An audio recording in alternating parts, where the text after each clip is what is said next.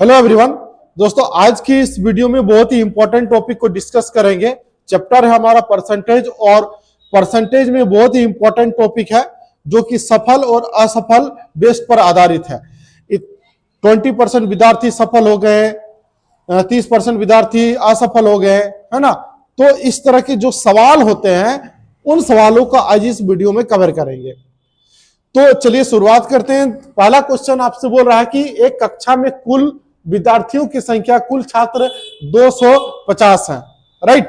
तो उसमें फेल 20% हो गए। फेल की संख्या कितना है? 20%। तो उत्तीर्ण होने वाले विद्यार्थियों की संख्या आपको निकालनी है। देखो इधर कुल छात्र 250 है, फेल हुआ 20%। तो अच्छा ये बताइए कि पास कितना हुआ? 100 में से 20 को माइनस कर देंगे, 100% माइनस 20%, तो 80% आपका पास हुआ। तो उत्तीर्ण होने वाले विद्यार्थियों की संख्या निकालना आपको, है ना। तो 250 में से 250 का कितना? 80% आपको निकालना है। 250 का 80%, तो ये 2 जीरो कैंसिल हो जाएगा। तो 25 को 8 से मल्टीप्लाई करो तो कितना हो गया? 200। तो 200 विद्यार्थी ऐसे हैं जो कि पास हुए हैं। ठीक है, बात समझ में आ गया। चलिए अगला क्वेश्चन हम ले लेते हैं, जरा समझना। ठीक है,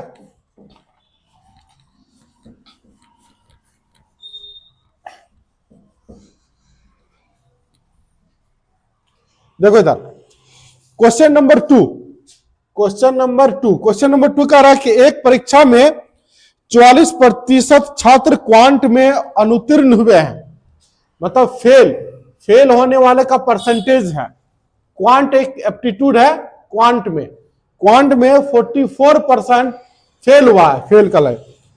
और 38% जो है मौखिक में, मौखिक का मतलब ओरल में 38% विद्यार्थी ऐसे हैं जो कि फेल हो गया, जबकि 32% छात्र दोनों विषय में अनुत्तीर्ण हुए हैं। दोनों में, बोथ में 32% हुआ है, यानी कि क्वांट में और ओरल दोनों परीक्षा में 32% ऐसे छात्र हैं जो फेल हो गया।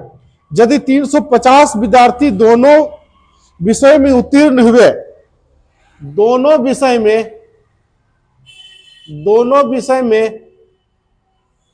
उत्तीर्ण होने वाले विद्यार्थी इसकी संख्या है 350, है ना। तो बोला है कि कितने विद्यार्थी परीक्षा में बैठने के लिए उपस्थित हुए। टोटल कुल जो संख्या है, कुल विद्यार्थियों की संख्या आपसे पूछ रहा है। तो बताओ कि इस क्वेश्चन को आप कैसे करोगे, समझना। देखो इसको हम वेन डायग्राम के थ्रू हम बना रहे हैं, वेन डायग्राम के थ्रू, ठीक है, समझना। ओरल में पास हुआ है क्वांट में, ये वाला जो लाइन है वो क्वांट का है, क्वांट 44%, ये क्वांट का है। ये ओरल में कितना हुआ फेल? ओरल में 38%। बोथ का मतलब दोनों में 32%। ये फेल का डायग्राम बना रहे हैं, ठीक है, फेल का डायग्राम। अच्छा ये बताओ कि 44, ये पूरा का पूरा जो सर्कल है ये 44% है। 44 में 32 को माइनस कर दो तो क्वांट में फेल होने वाली की संख्या कितनी हो जाएगी? यहां से यहां तक, ये वाला लाइन, ठीक है। 4 में 2 गया तो 2, 1, 12% क्वांट में फेल हुआ। अब आप यह निकाल लो, यहां से यहां तक 38 में 32 गया तो कितना हुआ? 6%। 6% जो है ओरल में फेल हुआ, केवल ये जो है आपका क्या है? केवल क्वांट में फेल होने वाला, ये आपका केवल है, केवल ओरल में फेल होने वाला। तो फेल और फेल, यानी कि 32 + 12 + 6, इतना प्रतिशत, ठीक है। तो 12 और 6 कितना हो गया 18, और ये 32 है ना, 30 40 यानी कि 50%। 50% फेल हुआ है। क्लियर? तो दोनों विषयों में उत्तीर्ण होने वाले विद्यार्थियों की संख्या कितनी होगी? तो भाई 50% पास होगा। पास कितना हो गया 50%। ठीक है, तो 50 पास का जो परसेंटेज है 50% है, तो 50% रिप्रेजेंट करेगा कितने को 350 को। तो 100% कितना हो जाएगा 50 को कितना से गुना करें 2 से, तो 750 को 350 को 2 से गुना करने पर कितना आएगा 700। कुल विद्यार्थियों की संख्या कितनी है 700, ये 700 हो गया। क्लियर? समझ में आ गया? चलिए, हाँ अब अगला प्रश्न ले लेते हैं। ये जो था क्वेश्चन आपका वेन डायग्राम पर आधारित था, क्वेश्चन वेन डायग्राम बेस्ड था। ठीक है,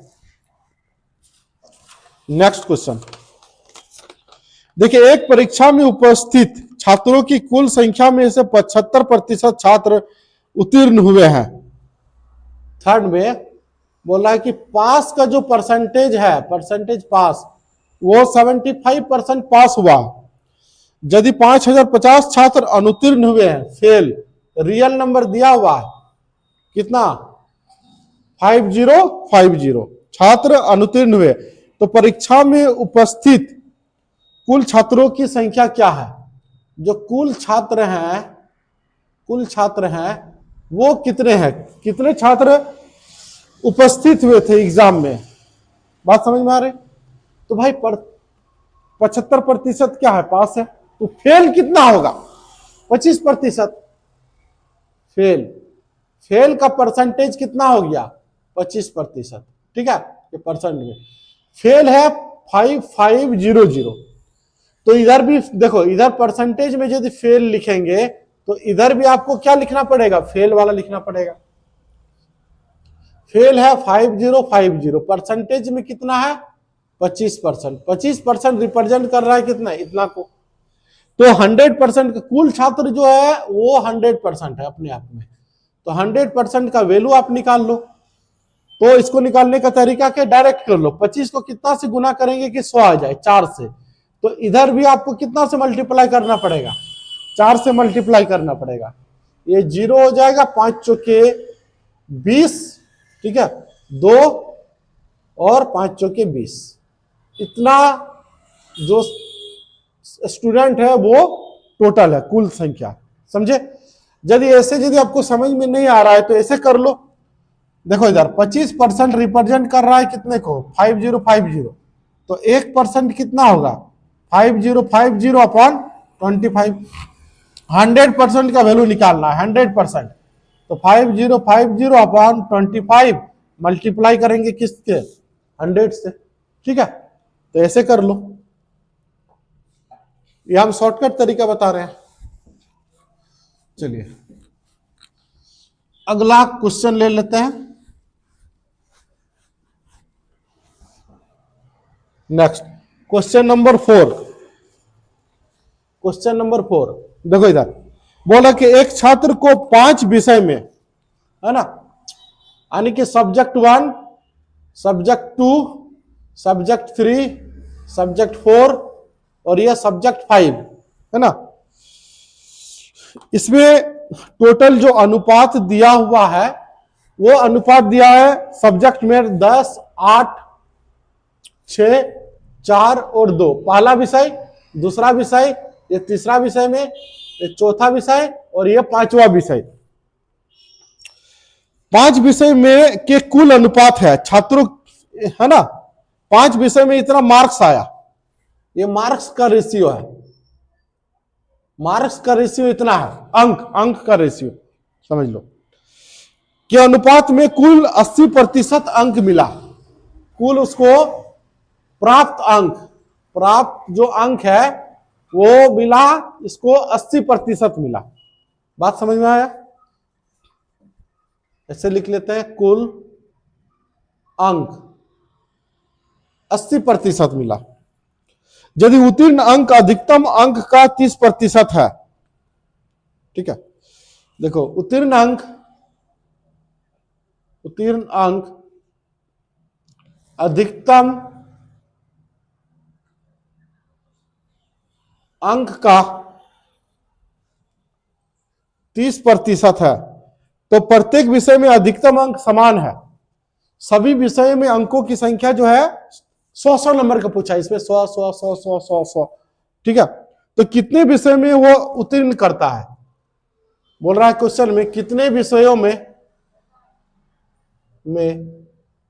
उत्तीर्ण हुआ, कितने विषयों में उत्तीर्ण हुआ। देखिए यहां मार्क्स ला रहा है कितना, 10, 8, 6, 4, 2 रेशियो में लिखा हुआ है ना, समझो उधर। तो इसको हम रियल वैल्यू में कन्वर्ट कर देते हैं, इसको 10 से मल्टीप्लाई कर दो सब में, तो इसमें 100 नंबर लाया। 8 को 10 से मल्टीप्लाई करो तो 80 नंबर, इसमें 60 नंबर लाया, इसमें 40 नंबर लाया और इसमें 20 नंबर लाया। यानी कि सब्जेक्ट 1 में 100 लाया, इसमें 80 लाया, इसमें 60 लाया, इसमें 40 लाया और सब्जेक्ट 5 में 20 नंबर लाया। और कुल अंक जो है उसको 80% मिल रहा है। बोला कि उत्तीर्ण अंक अधिकतम अंक का 30% है, मतलब यदि वो 30% मार्क्स ला रहा है, मतलब 30 नंबर ला रहा है 100 में, तो वो पास हो जाएगा। तो 100 में 100 आया तो इसमें पास हुआ, 100 में 80 लाया तो इसमें भी पास हुआ, 100 में 60 लाया तो इसमें भी पास हुआ, 100 में 40 लाया तो इसमें भी पास हुआ, 100 में 20 लाया तो फेल हो गया, क्योंकि 30 चाहिए मिनिमम। तो कई को विषय में पास हुआ, तो 4 को विषय में ये पास हुआ। यही आपसे पूछ रहा था कितने विषय में वो पास हुआ। बात समझ में आया, यही क्वेश्चन आपका था। चलिए नेक्स्ट क्वेश्चन कर लेते हैं।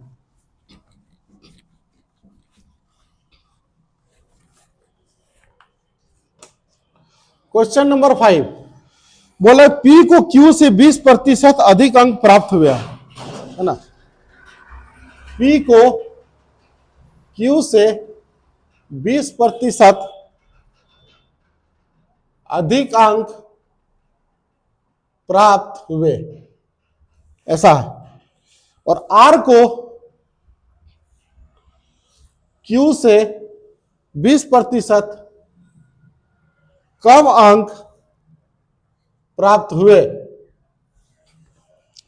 यदि R को 160 मार्क्स आया, 160 नंबर लाया, तो P को कितना मार्क्स आया, P कितना अंक लाया, ये आपसे पूछ रहा है, ठीक है।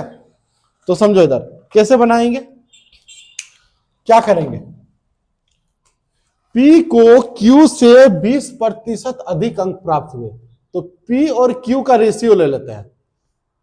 कौन अधिक लाया, कौन अधिक लाया इसमें, P को Q से 20, यानी कि P अधिक लाया, तो Q को 100 मानेंगे और P कितना हो जाएगा 120, ठीक है। समझ में आ रहा, इन्वर्टर का क्या हुआ।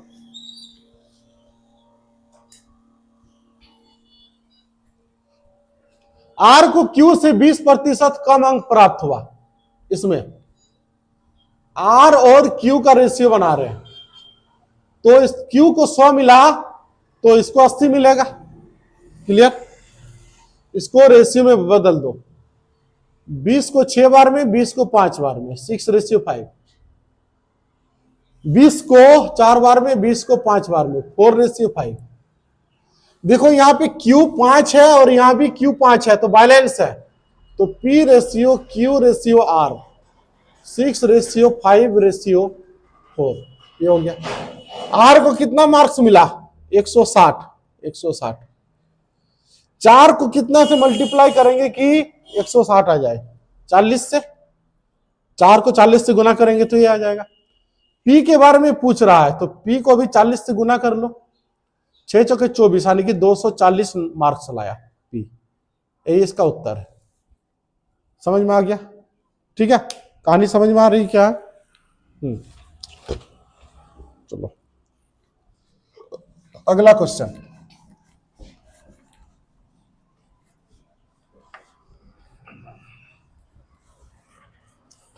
Question number 6 question number 6,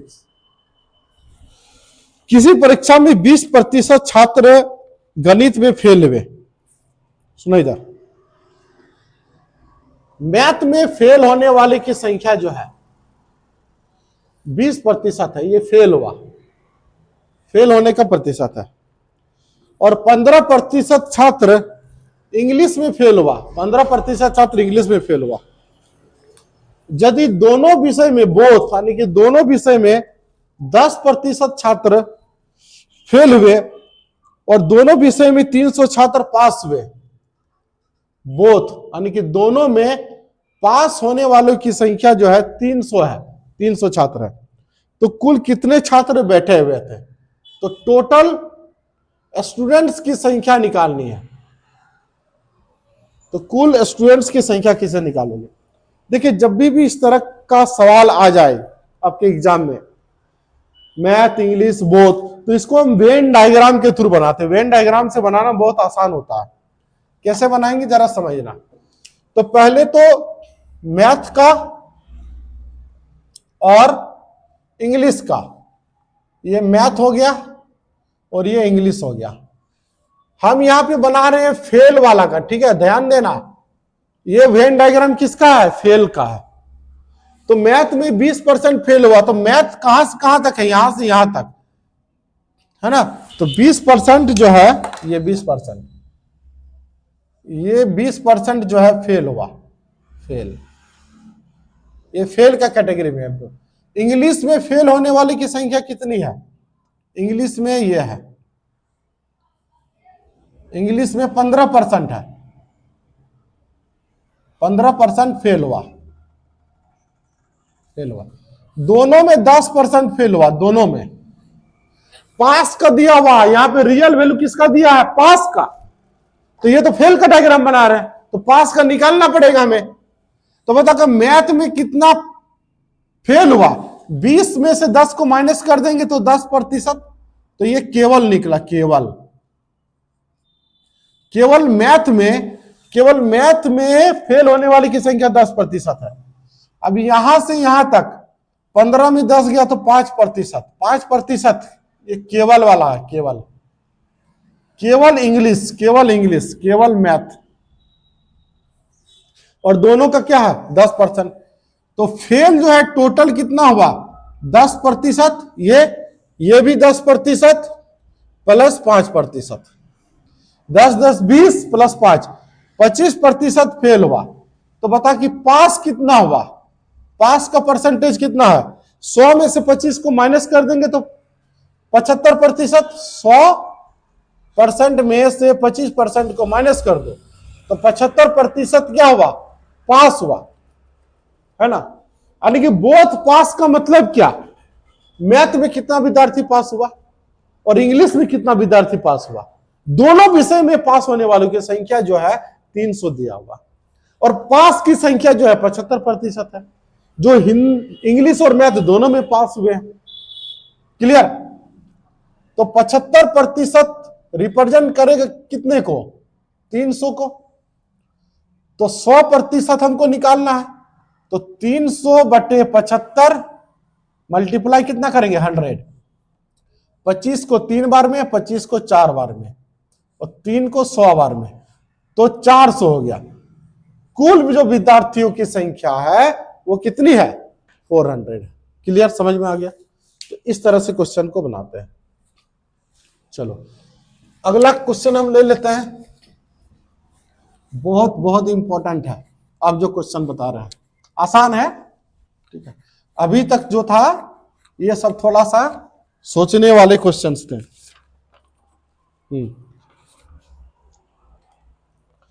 question number 7, किसी विद्यार्थी को साक्षात्कार के लिए योग्यता प्राप्त करने के लिए लिखित परीक्षा में 45% अंक प्राप्त करना है। मतलब बोला कि जो पास मार्क्स है, सुनो इधर, पास मार्क्स 45% है। यदि कोई विद्यार्थी 100 में से 45 नंबर ले आता है तो वो पास हो जाता है। क्वेश्चन ये बोल रहा है 45% लाना जरूरी है, नहीं तो फेल हो जाएगा। यदि वो 79 अंक प्राप्त करता है, प्राप्त अंक प्राप्त अंक कितना है 79। 79 नंबर ला रहा है भैया, और वो 56 अंकों से फेल हो जाता है ना। 56 अंकों से वो फेल हो जाता है, फेल हो जाता है। तो लिखित परीक्षा में निर्धारित अधिकतम अंक यानी कि फुल मार्क्स कितना था? फुल मार्क्स, जो एग्जाम में फुल मार्क्स है वो कितना का पूछा गया था, अधिकतम अंक कितना था? तो बहुत ही आसान तरीका है बनाने का। देखो इधर कोई एक विद्यार्थी है जो कि 45% उसको लाना मस्ट है, 45% लाएगा तभी पास होगा, अदरवाइज फेल हो जाएगा। वो लाया कितना? 79 नंबर। वो 56 अंकों से क्या हो जाता है? फेल हो जाता है। भाई उसको पास कराने के लिए कितना नंबर चाहिए? सब 56 नंबर एक्स्ट्रा दे दो, यानी कि 79 और 56 दोनों को जोड़ दो, 9 6 15 हो गया, 7 5 12 13, यानी कि 135 नंबर यदि लाएगा तो वो पास होगा। और यही पास जो है परसेंटेज में कितना दिया है? 45%। ठीक है, पास लिखे हैं तो परसेंटेज पास इधर लिखाएगा। अधिकतम अंक होता है 100 नंबर, 100%, तो 100% का वैल्यू निकाल लो।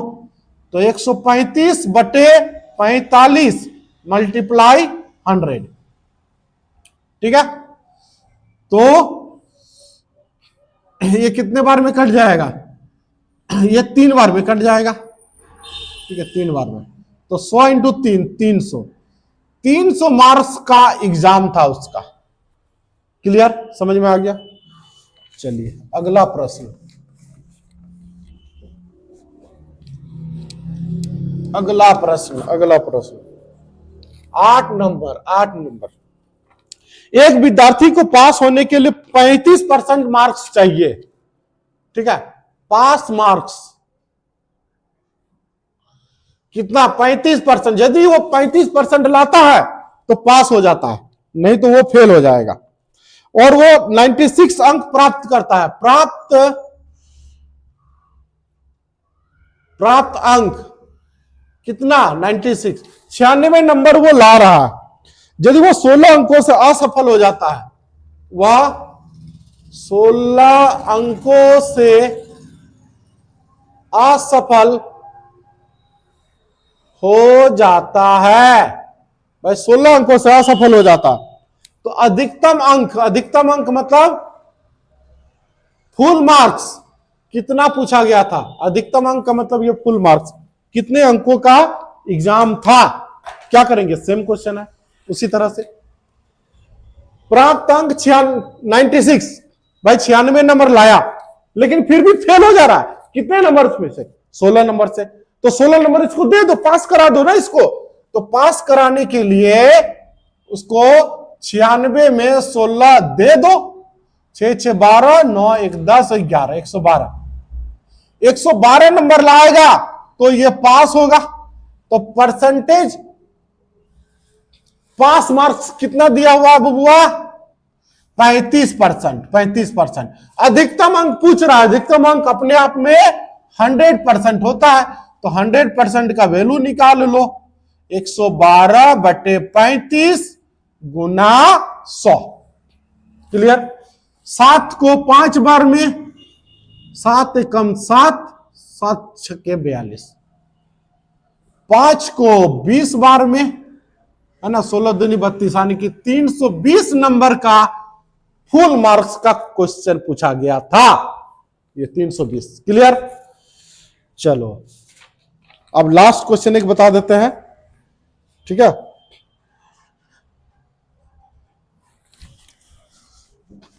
लास्ट क्वेश्चन एक हम बता रहे हैं आपको, बहुत इंपॉर्टेंट क्वेश्चन है, क्वेश्चन को समझिएगा। 9 नंबर, एक विद्यार्थी को उत्तीर्ण होने के लिए यानी कि पास होने के लिए उसे कितना चाहिए? 50% अंक चाहिए।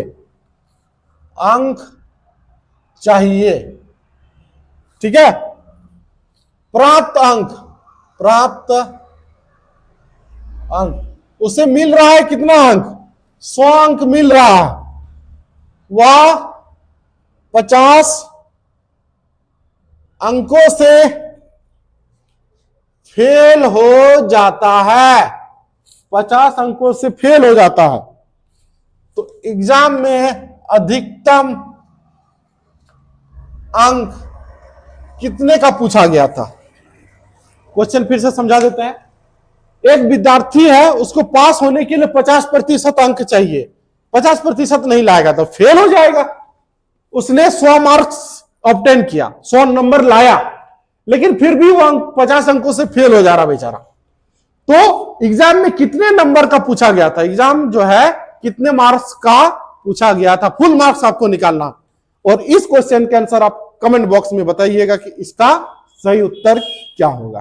ठीक है दोस्तों, यदि ये वीडियो आपको पसंद आए तो प्लीज चैनल को लाइक एंड सब्सक्राइब कर दें। मिलते हैं नेक्स्ट वीडियो में। Thank you so much.